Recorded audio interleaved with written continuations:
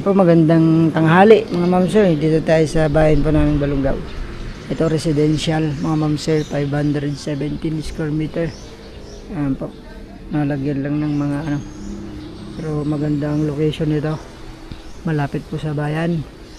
Wala pang 1 kilometro, nasa bayan ka na. Siguro nasa 500 meters. Yun naman po yung highway.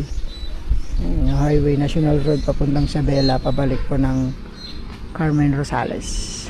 Internet, water source, nandito po lahat, electric, kompleto po. So ito yung property, 15 meters frontage siya. So ito na lang natitira. Subdivision to, pero ito solo title na siya. Ayan.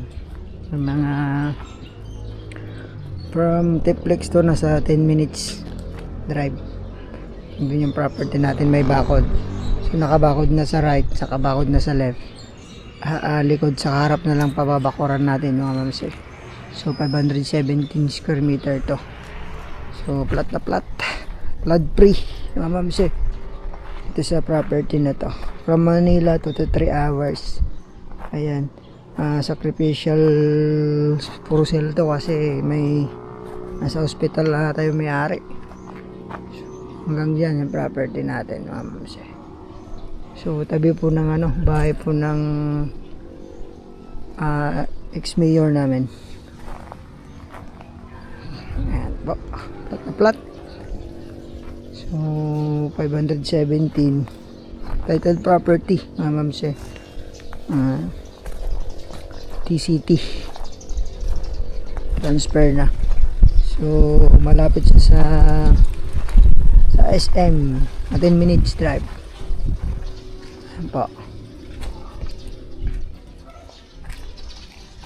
Ayan. So siyempre ito po yung property na 517 square meter.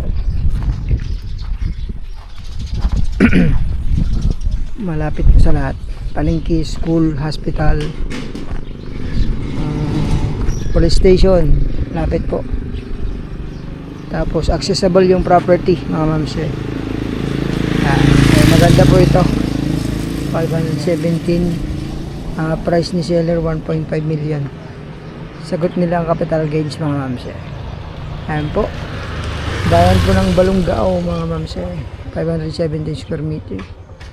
Sana magustuhan niya ta. Thank you po, God bless pa sa ating lahat.